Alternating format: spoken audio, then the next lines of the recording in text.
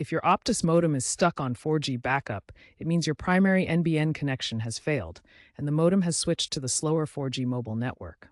This often manifests as significantly reduced internet speeds, capped at 50 to 100 Mbps, instead of NBN's potential 100 to 1000 Mbps. First, confirm you're actually on 4G by checking your modem's lights. The 4G indicator will be lit. Access your modem's web interface by typing 192.168.0.1 into your browser. The default username and password can usually be found on a sticker on the modem itself or through Optus support documentation.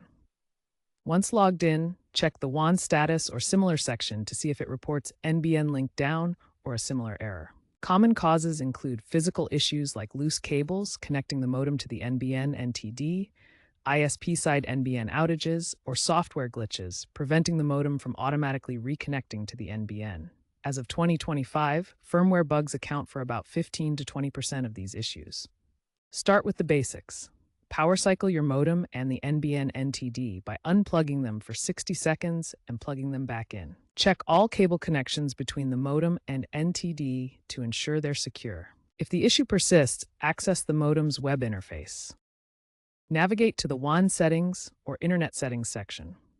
Ensure your VLAN ID is correctly configured, often VLAN 2 for NBN. If you use PPPoE, double-check your username and password. Many users have resolved this issue by resetting the WAN settings to default. Newer Optus modems have a self-healing feature that retries the NBN connection every 5 to 10 minutes.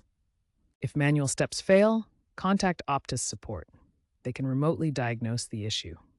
As of 2025, approximately 60% of support calls for link down errors are resolved through self-service guides on WAN settings. If all else fails, your modem's firmware might be outdated, or the modem itself may have a hardware fault.